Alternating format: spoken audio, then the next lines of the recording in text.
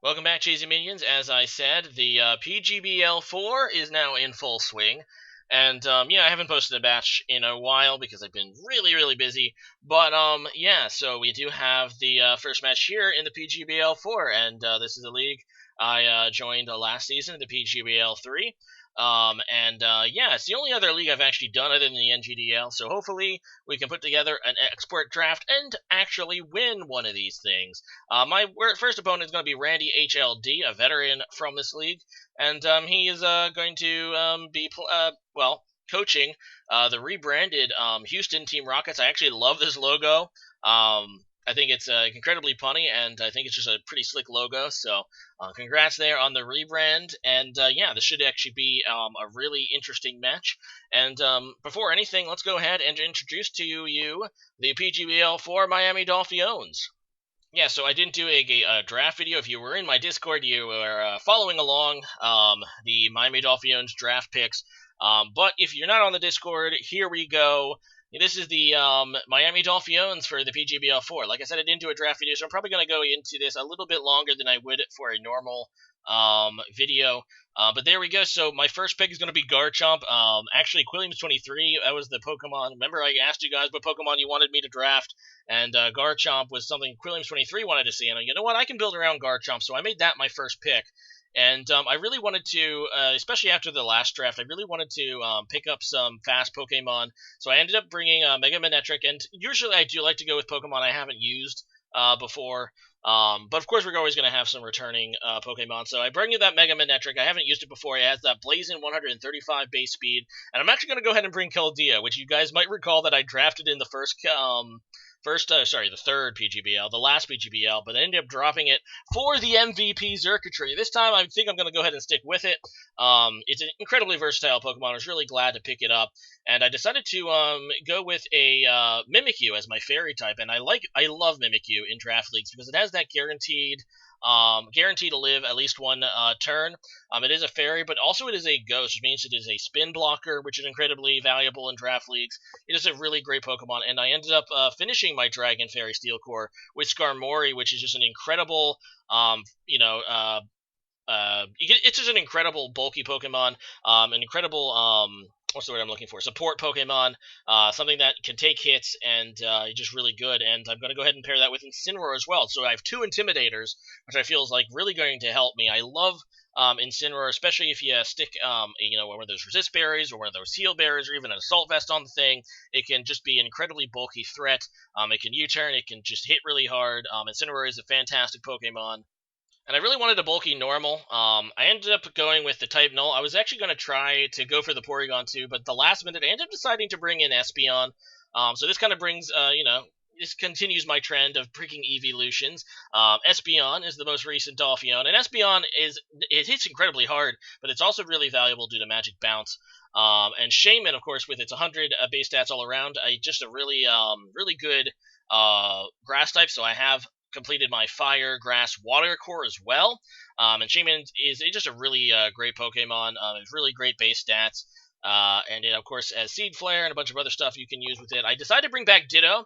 So Tapu Null and Ditto are the two returning Pokemon to the Miami Dolphins. Everybody else is completely new. And Ditto definitely helped in the last PGBL by keeping teams honest. Obviously, it can, with its, it prevents Pokemon from setting up, and it kind of makes it harder to team build against you when you have a Pokemon like Ditto who can just be, steal sweeps with its imposter ability. And with my last pick, I ended up taking Claydol, which I actually wanted Hitmonchan so badly, but I ended up getting sniped by RandyHLD, my opponent in round one that I'm about to face. I really wanted Hitmonchan there. I really wanted a Rapid Spinner. But Claydol works too. The problem with Claydol is I already have a Ground, I already have a Psychic. I mean, technically, I already have a Fighting 2 in Keldeo. Yeah, the typing wasn't great, wasn't ideal, but Claydol does have a lot of versatility as well. I don't know if it's going to be a hard thing to bring most weeks because it has similar typing, but I think it can make it work. It does have Levitate though, so that's pretty nice. Obviously, Ground was kind of a concern actually. Aside from like Skarmory, who also gets wrecked if I'm trying to go for a Roost. Yeah, so ground is a bit of a concern for me. So picking up Claydol, who has the Levitate, isn't a bad pick. But I'm really excited about this squad. I feel like it's a really, really good squad. I'm actually really I'm more happy with this draft than I was in the last NGDL. So yeah, without further ado, those are the Miami Dolphiones. Let's go ahead and take a look at my opponent, and I will quickly go over what I'm thinking about bringing. So there's the Houston Team Rockets, and yeah, I was kind of hoping to have the speed advantage most weeks, but it won't be the case this week because he has the incredible. I mean, obviously I do have Mega Manectric. He can't outspeed that, but the rest of my Pokemon are going to be outsped by that Superior, the Salazzle, and his Mega Deontay, which is a really scary Mega because it has Magic Bounce, and obviously he can hit really hard, both physically and specially. And there's the Hitmonchan I wanted. Of course, he's going to go ahead and snipe that from me right before my pick. Like, it was literally the pick before. Snorlax, and you know what the Pokemon I'm really worrying about in pregame is actually the Alomomola. In fact, I'm actually going to bring Gracium Z Mimikyu just for that Alomomola, because that thing can completely, if it's a physical bulky set, aside from my Mega Manectric, this thing can just wall me. And it is incredibly, incredibly scary for me because a lot of my Pokemon will just get walled by that thing, honestly, because it's just that good. So I'm going to go, and I have no idea that Mimikyu even got Woodhammer, but apparently it does. Speaking of which, the PGBL does use Z Captain, so only 2 Pokemon on a team can use a Z move. I see that the graphics actually don't mention it. My 2 Z Captains are Keldeo and my Mimikyu. So Mimikyu will be my Z Captain this week. His Z Captains are his Kyurem, which is an incredibly scary, Pokemon, as well as Salazzle. And Salazzle is the other Pokemon that I'm really kind of afraid of. Aside from my Incineroar, if he carries Hidden Power Ice, he can basically KO most of my Pokemon. Mega Manectric does outspeed, but I have to be really afraid to not let that Salazzle set up. So yeah, obviously he has Jirachi as well, so he could be going like that hack set. Really, overall, a scary team, and a team I don't really have the speed advantage against, aside from Mega Manectric. So I have to be really careful, and I have to be careful not to get walled by his 2 bulky Pokemon in the Snorlax and the Alomomola. So, like I said, I'm going to try the Bloom Doom Mimikyu. Aside from that, I am going to be bringing, I think, a Scarf Keldeo. I believe I am going with Incineroar on this team. You know what? You'll see my team in a minute. I don't want to ramble on, but that's pretty much the highlight. So let's go ahead and get started. So here we go, week 1. You always want to get to a good start, because it sets the momentum for the rest of the season. And as you can see, no Alomomola, so I don't have to worry about that bulky thing, and neither Snorlax either. So kind of a load off my plate, although I guess the Bloom Doom is not going to be incredibly useful, although I guess I can still use it on his Deontay, which is weak to it. So anyway, he's going to go ahead and lead with Kyurem Black, as I lead with Skarmory, and I'm thinking, okay, if he's physical, I can take a hit pretty well. Let's just go ahead and I wanted to Roost here, and I really should have, because he goes for the Ice Beam, as I actually decided just to go for the Iron Head, which is super effective against this thing. In fact, I brought the Iron Head for the Deontay, who is X4 weak to it, because I didn't want to get completely walled by that thing. But I know it was super effective against Kyurem as well, but unfortunately it doesn't do that much due to Kyurem's bulk, and that damage indicates a purely special Kyurem. So I just decided to go in by Incineroar. That Intimidate is pretty much pointless, but I do have the resistance to Ice Beam, and yeah, it's not very effective. I think I have the Charty Berry on this thing, so we can take a hit from Deontay, but he ends up revealing the Substitute, which is really bad. Even though it's not resisted that U-turn, it's still going to be able to resist because of, well, he's still going to be able to, the sub is going to remain due to Kyurem's really great bulk, and now I just kind of been scrambling. I have off to a bad start here as this Kyurem is actually doing some major damage to my squad, so I go ahead and Mega Evolve. I go for the Volt Switch, which should be able to kill the Substitute from this range. It does take down the Substitute. If he substitutes again, that would be really problematic for me, but I'm just, you know what, let's go into Incineroar. I basically have to sack something, unfortunately, and I'm like, okay, I guess Incineroar, it doesn't have a huge point on this team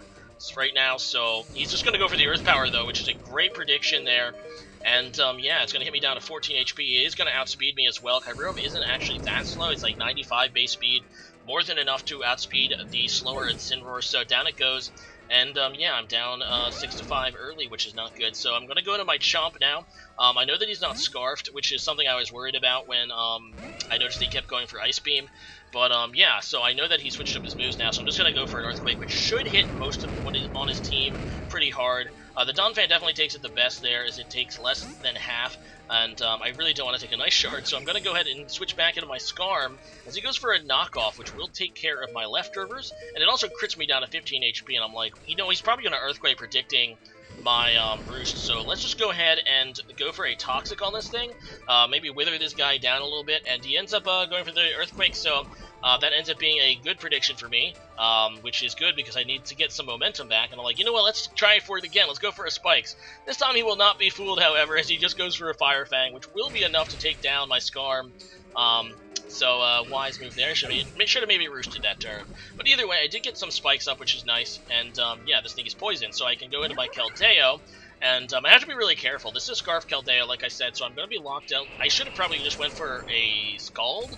I ended up going for an Icy Wind instead, which actually could be really bad, because if he switched into Superior there, that Superior would have gotten a +1 speed, and that's what he's going to go for now, going into Superior, and I have to switch because I don't want to give this thing +1 speed or it might be all over.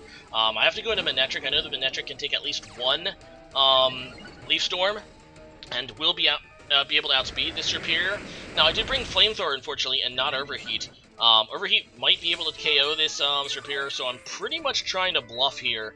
I'm just going to go for the Flamethrower anyway, because if I do go for the Flamethrower, I should be able to Revenge Kill with my Mimikyu, which can take at least one hit. But he ends up switching to Kyurem, which I guess to predicting Overheat, so that was great for me. He was predicting Overheat, I guess, so I would get -2 special attack, and maybe he could go even back into his Superior. But now I just go for the Flamethrower, and my special attack is not impacted, which is amazing for me. And he goes into Hitmonchan. This thing could have Mach Punch, so I don't want to risk losing my Manectric, so I go out into my Mimikyu, and he's going for the Drain Punch, which is fine as well. I was hoping maybe that he wouldn't have Bullet Punch, but he does, so that's actually a really good prep there on his part. Like I said, I was kind of hoping he wouldn't. I just go for a Play Rough, which will be able to take down the Hitmonchan, but I was kind of hoping to do that with my Disguise intact, but it's still a pretty good thing. And in comes Superior now. And I really don't want to give this thing a free setup, so I'm just going to try to go for a Play Rough. And yeah, I don't have Shadow Claw because I'm carrying the Grass move, the Wood Hammer, I think. But yeah, that's resisted, so I'm just going to go for a Play Rough. Thankfully, I don't miss as he tries to go for that Substitute, predicting a switch on his side, and he is just going to go ahead and get up his special attack with the Leaf Storm, as I do get another hit off here, and I will, it looks like this thing is bulky enough to survive a Shadow Snake, but I will try to, you know, might as well get some extra damage there. He does live in the red, and he does go for another Leaf Storm, which is bad, but this thing is now nearly dead, and I have actually two Pokemon that can outspeed it, because I know that he's not Scarfed. So I do have my Scarf Keldeo, which can outspeed this, or my Manectric, Mega Manectric. So I'm just going to go into my Mega Manectric, and there's no reason for me not to hit just like Thunderbolt here. It's Stab. It's not very effective, but it's Stab. It should be able to, if he switches out, it'll do good damage to anything. So I'm just going to go for that, take care of the Superior, and yeah, in comes his Deontay finally, and I'm like, you know what? I'm just going to go ahead and go for the Thunderbolt against this thing too.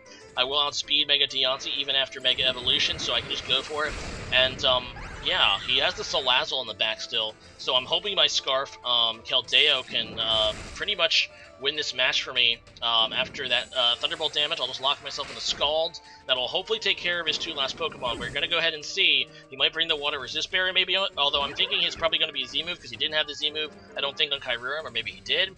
But I'm just going to go for the Scald, and that will take down the Deontay, and let's go ahead and see if that Salazzle can take a stab. Super effective Scald from Keldeo, or maybe this thing is even Scarfed, who knows? And it'll get off a hit, so let's go ahead and find out. And I do go first. I go for that Scald. No Resist Berry. That will be able to take down Slups there. And the Miami Dolphiones off to a 1-0 start. So, good game there, RandyHLD. It's always good to get that first win of the season. Week 1, honestly, is just such a huge momentum gain. Losing Week 1 is just obviously kind of a morale killer, and you have to just climb yourself out of that hole. So yeah, really good game there, Randy. I hope that you turn it around. He is in the other division, so I obviously have no ill will towards him. I hope that he's able to turn it around and have a really great season as well. I do like his rebrand, his team name, so it would be really cool to see him turn it around as well. So, anyway, today's question of the day has to do with the Pokemon stream that's going on the Pokemon channel right now. They've been doing a 24-hour stream of a live look of the Galarian region. It's actually kind of a silly little, I mean, kind of cool little gimmick, but silly little gimmick too. So basically, most of the time it's just like absolutely nothing, but occasionally a Pokemon. You'll hear a Pokemon cry or see which Pokemon come out. Basically, it's a way to reveal new Pokemon and reveal which Pokemon are going to actually be in the Galarian region. But one of the more interesting sightings on that stream is this. And that's appears to be a Ponyta. Looks a bit like fairy-like. Obviously fairy-like. It's certainly going to be primarily fairy type. So yeah. So today's question of the day is, what do you think about this, assumably Galarian Ponyta? And what kind of typing do you think it's going to have? Do you have any hopes and dreams for it? And we'll have to see what Rapidash looks like. I think there's some speculation. Maybe we'll see Rapidash by the end of the stream. I don't know. Maybe it's actually already been revealed by the time I post this video. I'm not sure. But yeah, so give me your thoughts about this Pokemon, and yeah, that's all I have to say. But yeah, go Dolphiones, off to a 1-0 start. Hopefully we can keep this momentum going into PGBL4. Next week we're gonna have to we have our work cut out for us, as Visualize is our week 2 opponent. We get a matchup against the Cincy Scissors yet again, so hopefully we'll be able to compete. So yeah, so see you guys next time, and thanks for watching. Bye.